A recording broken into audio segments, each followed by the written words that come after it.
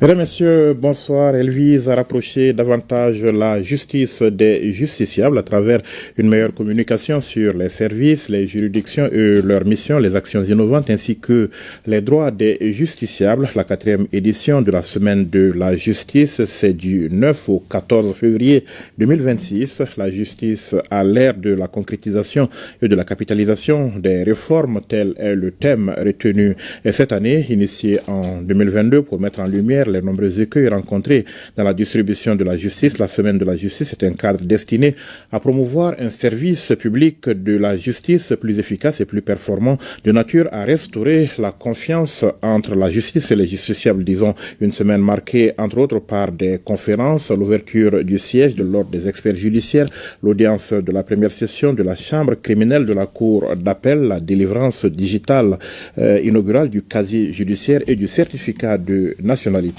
Docteur Boubacar Sidiki Diarra, bonsoir. Bonsoir. Vous êtes le secrétaire général du ministère de la Justice et des Droits de l'Homme, président de la commission d'organisation de la semaine. Bienvenue sur le plateau de l'invité de la semaine et merci d'avoir accepté notre invitation. Je vous en prie. On le voit donc que vous êtes dans une semaine riche en activités, monsieur le secrétaire général. Oui. Mais que représente véritablement cette semaine de la justice pour les acteurs de la justice tout d'abord? La semaine de la justice est une activité très très importante pour les acteurs de la justice. Parce qu'elle procède d'abord de l'idée de la méconnaissance de l'institution judiciaire, de la crise de confiance qui existait entre la justice et les justiciables, et même des problèmes liés à la distribution de la justice. Et donc, c'était une idée géniale. C'était une excellente idée du ministre de la Justice et des Droits de l'Homme, garde des Sceaux, d'instituer une semaine nationale de la justice qui aura pour but de davantage rapprocher la justice des justiciables, de permettre à la justice également de faire son autocritique et de chercher à avoir les solutions appropriées à partir des réformes à entreprendre pour trouver des solutions aux différents problèmes et aux maux qui minent l'institution judiciaire. Alors, l'articulation avec le citoyen, c'est quoi dans tout ça? Parce qu'on a l'impression quand même de voir plus les acteurs de la justice. C'est normal, on va dire, mais eux, le citoyen dans tout ça, puisque vous parlez de renforcement de la confiance entre la justice et le justiciable. Le citoyen est au cœur. Le citoyen au cœur de cette semaine de la justice. Je m'en vais pour preuve certaines activités telles que par exemple l'audience de la chambre criminelle au niveau de la cour d'appel et même la délivrance digitale de casier judiciaire et du certificat de nationalité. Excusez-moi, mais ce n'est pas des activités grand public, on va dire. Par exemple, l'audience est publique, elle est ouverte et on a voulu que tout le monde vienne assister à l'audience pour voir qu'il y a une différence et que les réformes commencent à produire leurs fruits. Qu'il y a une sorte de fructification des réformes entreprises, compte tenu non seulement du fait que l'on change de méthode.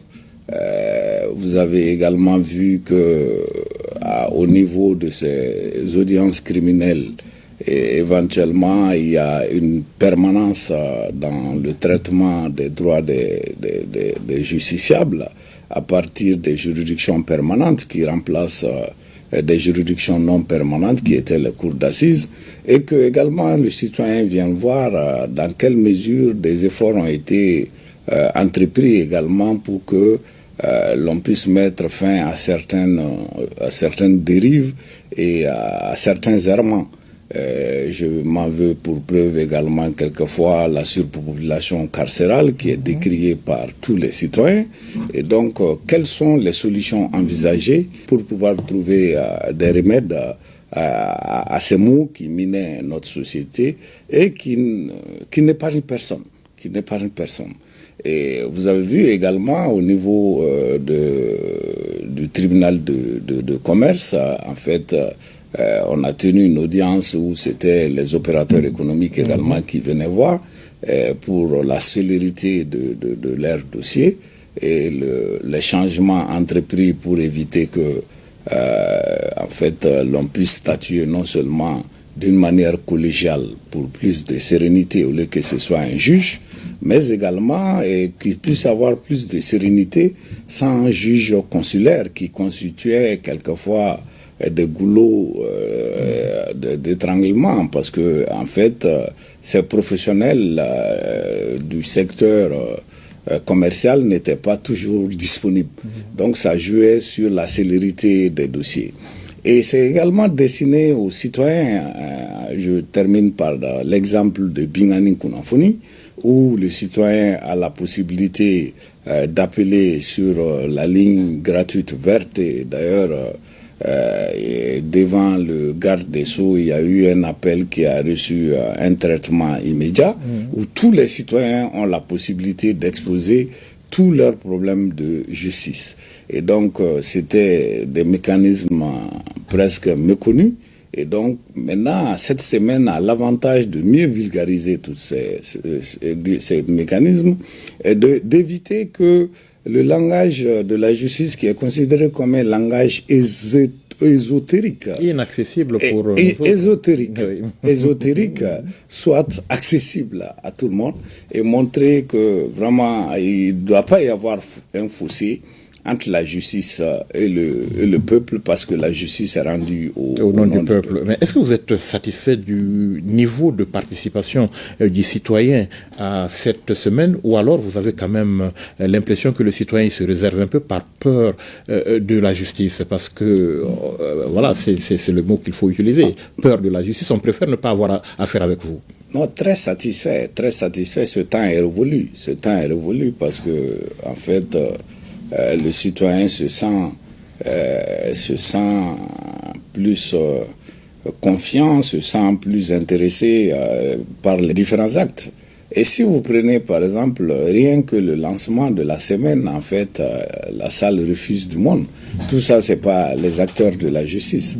Et les différentes activités également, et nous avions une influence également des citoyens. Et si vous prenez par exemple la délivrance digitale du casier judiciaire de la nationalité, il y avait même pas plus. En fait, il y avait tellement des curieux et des citoyens étaient venus voir si réellement on pouvait faire ça en République du Mali.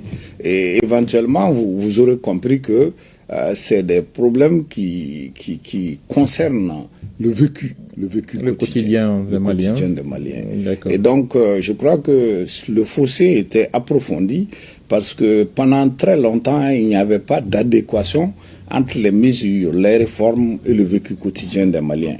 Et vous avez vu également, éventuellement, avec les différentes mesures prises, je parlais de Bingani Kunafoni, rien qu'hier, c'était un problème de délivrance d'un acte judiciaire, et ça a été réglé sur place. Et donc aujourd'hui, on veut démontrer que les réformes ne sont pas destinées au tiroir, que les réformes ne sont pas des réformes de façade, mais que réellement les réformes ont pour but d'améliorer l'institution judiciaire, d'accroître la confiance du citoyen en sa justice, et de permettre également à ce que la justice joue son rôle, un rôle capital dans l'essor du développement social et économique du pays. Alors, édition 2026, donc autour de ce thème, la justice à l'heure de la concrétisation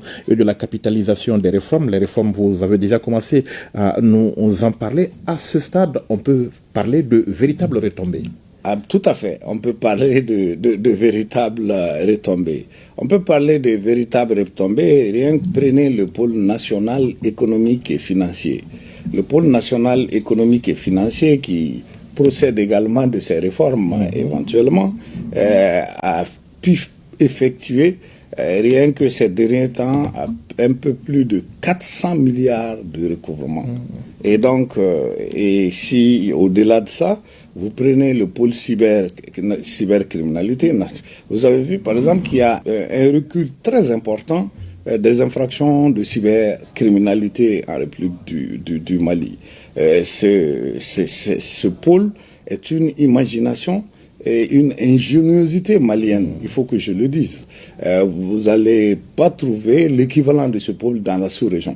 Et donc, c'est vraiment réfléchir au problème et quelles solutions apporter au problème. Rien que si vous prenez ce pôle, vous avez vu quand même que des familles étaient disloquées. Vous avez vu par exemple que l'honneur des citoyens était bafoué et que en fait des divorces étaient provoqués à partir juste de ces comportements sur les réseaux sociaux. Et aujourd'hui, ce temps est révolu et en fait, il y a plus de sérénité dans ces comportements. Si vous laissez le pôle national économique et financier, prenez également l'agence de recouvrement et de gestion des avoirs saisis ou confisqués. Tout ça, c'est les réformes. C'était le pendant manquant de la lutte contre la corruption et la délinquance économique et financière. Je peux déjà vous dire que, comme je parle de fructification des réformes, c'est-à-dire que je peux déjà vous dire que des hôtels sont saisis, que des pelleteuses sont saisies, qu'aujourd'hui, l'agence joue son rôle déjà, en fait, avec efficacité. Et au-delà de tout ça, prenez par exemple l'institution de la ligne gratuite verte Bingani Kunafoni 36 111. Si vous avez la possibilité, tout de suite, vous pouvez appeler le 36 111 et soulever un problème, et le problème trouvera la solution. Il y a eu plus de 450 appels sur rien que cette ligne gratuite Bingani Kunafoni au courant de la période sous revue. Et les décisions, en fait, les problèmes soulevés trouvent leur solution et au bonheur des citoyens, parce que immédiatement c'est logé à l'inspection des services judiciaires et ça concerne comme si c'était les services judiciaires informés et le garde des Sceaux donne les instructions qu'il faut en ce sens. Prenez également rien que en termes de création, c'est-à-dire rien que sur ces 4 années, il y a eu à peu près le service public au niveau de la justice est passé de 611 environ. Prenez également rien que le recrutement. Si nous prenons le recrutement rien que sur 4 années, 456 auditeurs de justice recrutés. Et ce qui fait que le nombre total de magistrats avoisinant environ actuellement dans les 498. Et ça voudrait dire quoi? Qu'en 4 ans, on a recruté presque l'équivalent du nombre total de magistrats. Qu'est-ce que ça a induit? Ça a induit une amélioration d'abord en termes de nombre. Parce qu'en termes de nombre, le nombre de magistrats est en train d'atteindre, avec l'effort des autorités de la transition et le leadership du garde des Sceaux, à peu près le chiffre de 1000.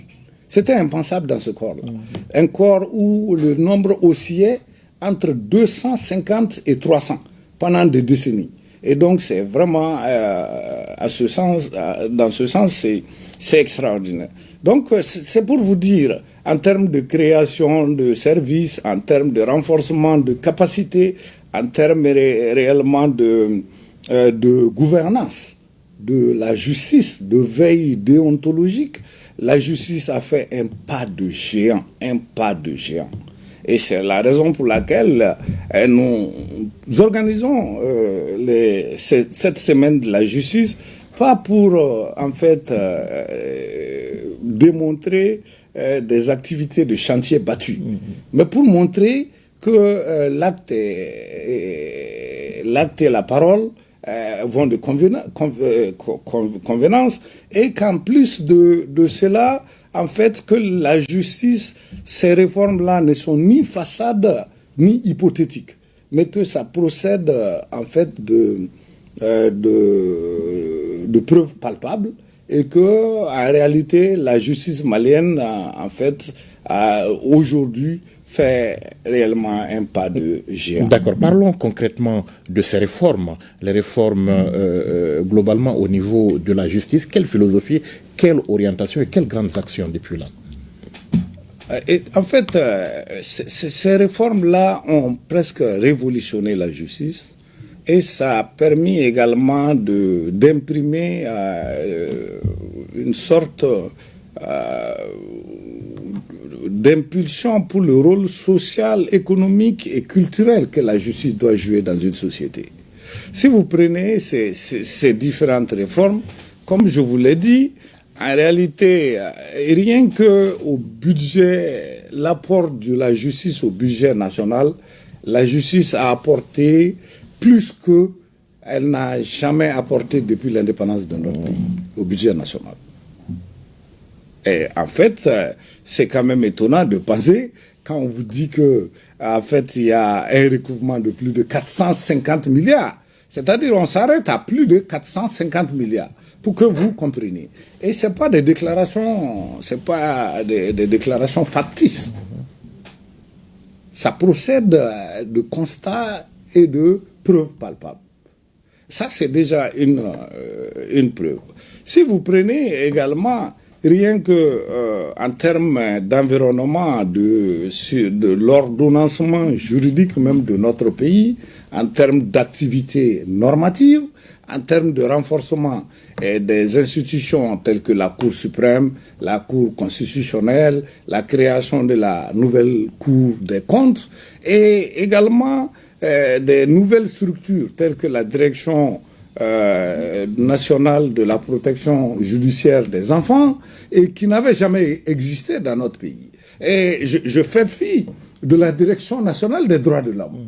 Vous ne pouvez pas imaginer que de l'indépendance à maintenant, ce n'est que récemment, à partir de ces réformes, qu'on a pu imaginer et mettre en place la Direction nationale des droits de l'homme. Alors que vous savez que notre pays est régulièrement interpellé sur le plan international, qu'il y a des rapports où nous devions également apporter des clarifications et qu'on était mis au banc des accusés par méconnaissance, par ignorance ou volontairement. Et donc vous comprenez là qu'aujourd'hui on peut estimer que les réformes de la justice en réalité sont très très palpables et que honnêtement c'est une institution qui fait un pas de géant. Monsieur le secrétaire général, il y a bien évidemment les textes, il y a bien évidemment ce qui doit être et ce qui est véritablement. Est-ce que, disons, les Maliens se sont plaints souvent du fossé existant entre les deux. Est-ce que l'exemplarité aujourd'hui règne au sein de cette famille judiciaire en matière d'application des textes de distribution de la justice? C'est ce que j'ai appelé la veille déontologique.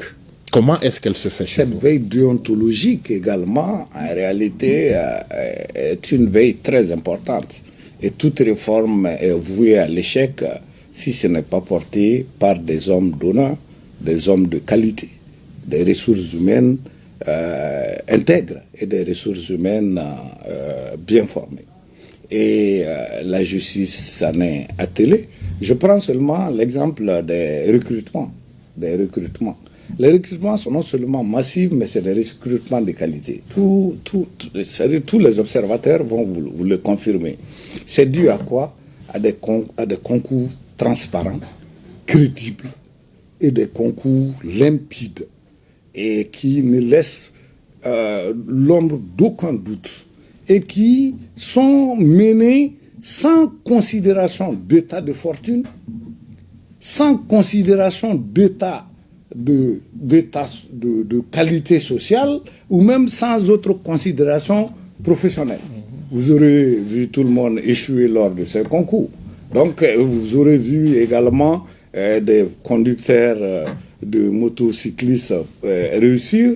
Vous aurez vu dans ces concours des personnes qui vendaient, comment on appelle, des cocos et également réussir. Vous aurez vu également, et ils vont même vous témoigner, et pour vous dire que ces concours sont transparents, et tout commence par là. Ça commence par le recrutement. Mais ce n'est pas suffisant. Non, je viens. Ça commence par le recrutement. Et au-delà de ça, il y a eu une systématisation de l'inspection, des missions d'inspection de services judiciaires. Vous savez, la justice ne s'exprime pas comme... en fait, l'on voudrait qu'elle s'exprime. Et la preuve en est que nos textes nous interdisent quelquefois de publier certaines sanctions. Et rien qu'en une année, je peux vous dire, il y a eu plus de 18 à 20 avertissements. Des gens ont été radiés, et même pour absentéisme. Vous comprenez? Et donc c'est pour vous dire qu'il y a une veille déontologique de taille. Et des acteurs de la justice... ont été placés sous mandat de dépôt. C'est pour vous dire aujourd'hui, en tout cas, cette veille déontologique, cette crédibilité de l'institution judiciaire est réellement assurée. Mais pourquoi est-ce que vous évitez la publicité autour de ces choses-là? Est-ce que ce n'est pas pédagogique aussi? Bon, en ce moment, c'est un débat qui sera porté. Le législateur a voulu, à un moment donné, qu'en réalité, l'on ne puisse pas publier certaines décisions. Sinon, je vous rassure qu'en réalité, il fut une année où on avait plus de 18 ou 19 avertissements. Et même pour les principaux acteurs de la justice. Et chez nous, l'avertissement est une sanction. Et 2 avertissements, c'est la traduction devant le conseil de discipline. Mais on ne publie pas. C'est le texte qui nous interdisent de publier. Peut-être c'est dû également à la mission de sacerdoce qu'exercent ces individus. Et peut-être également on voudrait que ce soit l'efficacité dans la discrétion. Parce que l'efficacité ne procède pas de publicité ou etc. Mais ça procède plutôt des actes concrets. Et c'est pourquoi peut-être la justice est également un service de sacerdoce, un service sacro-saint, et qui ne voudrait pas également que l'on puisse mettre en pâture ou mettre devant la scène publique des acteurs de la justice pour dire qu'ils ont fait ça, ils ont fait ça. Mais s'ils doivent être sanctionnés, ils sont sanctionnés. S'ils doivent être radiés, ils sont radiés. Mais comment est-ce que vous recevez les réactions, le retour de la population par rapport à ce que vous faites au quotidien? Est-ce que vous avez une oreille attentive à cela? Est-ce que vous intégrez ça au quotidien? Est-ce qu'il y a un mécanisme? Tout à fait, il y a un mécanisme. D'abord, le garde des Sceaux reçoit régulièrement des demandes d'intervention de tout citoyen.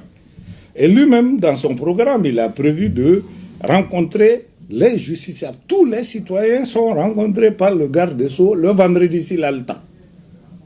Vous comprenez? Il y a cela. Il y a Bingani Kounafoni dont je vous parlais.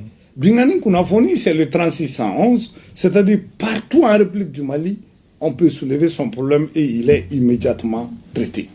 Et donc, il y a également des missions d'inspection.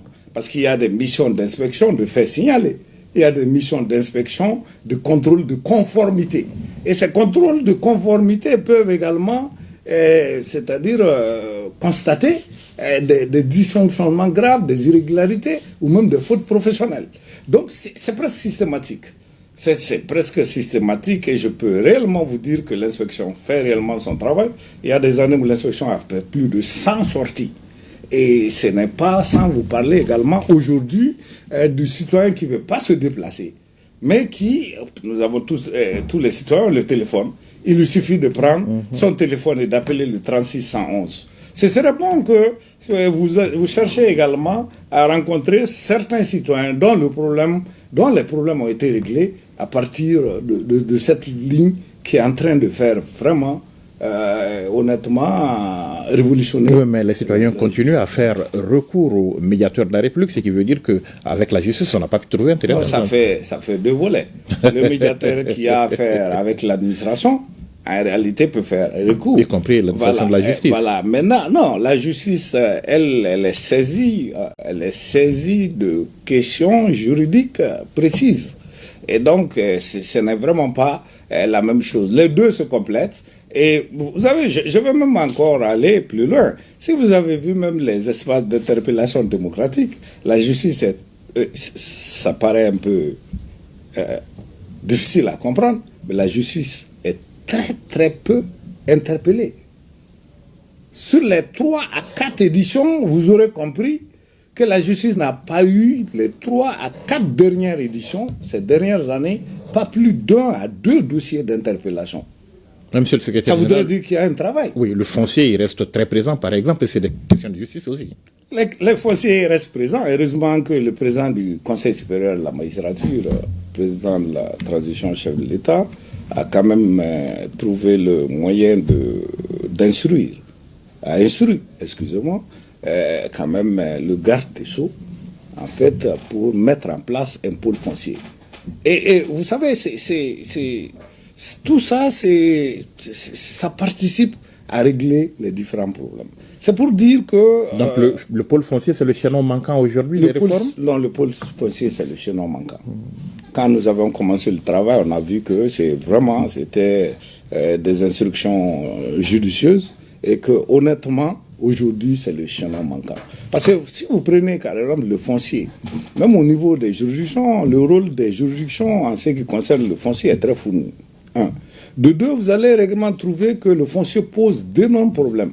Contrariété de décision, vous allez trouver que le foncier pose également des problèmes même en termes de compétences, c'est-à-dire d'attribution des juridictions. Vous allez trouver qu'une juridiction civile est saisie, une juridiction pénale du même dossier et une juridiction administrative est saisie du même dossier. C'était vraiment le chaînon manquant et je pense que, heureusement, ce dossier également évolue.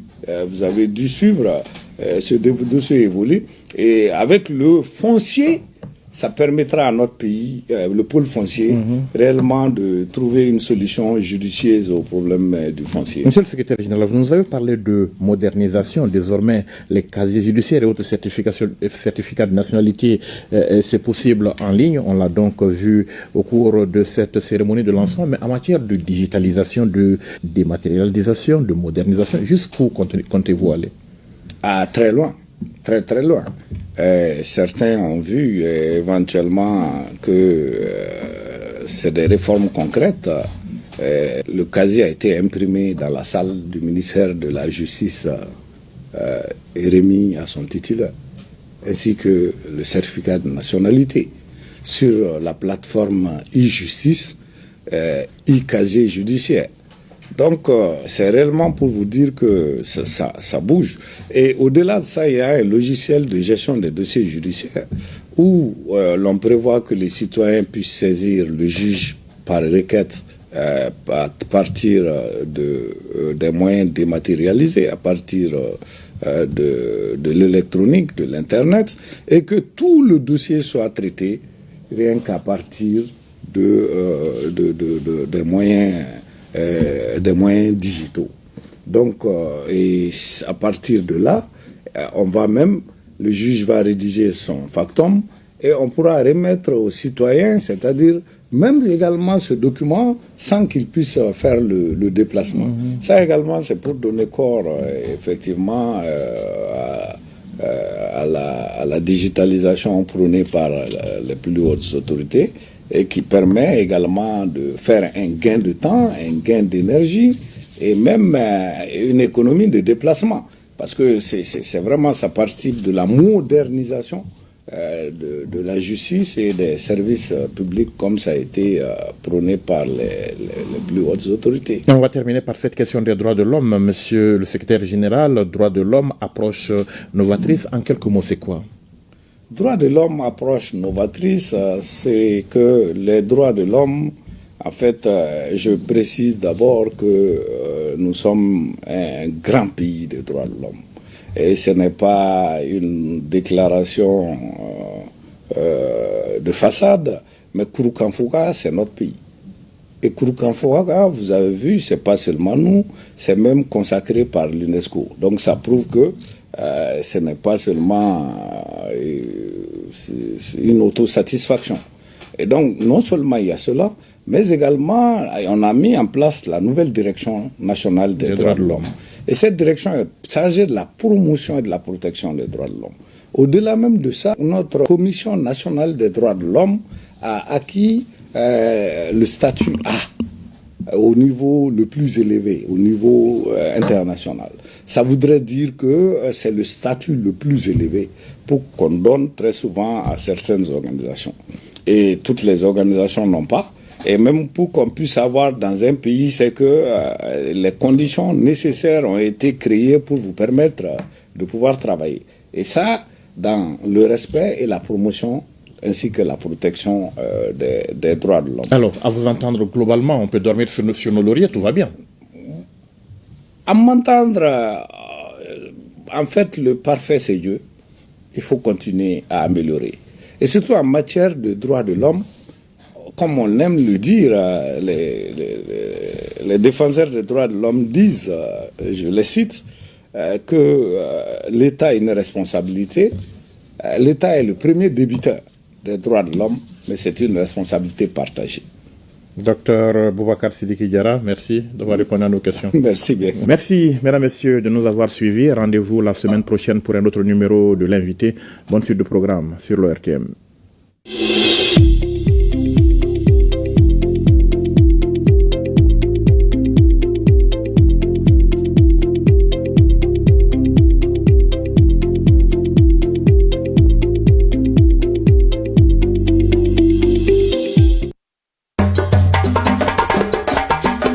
ORTM, notre passion, c'est de vous servir.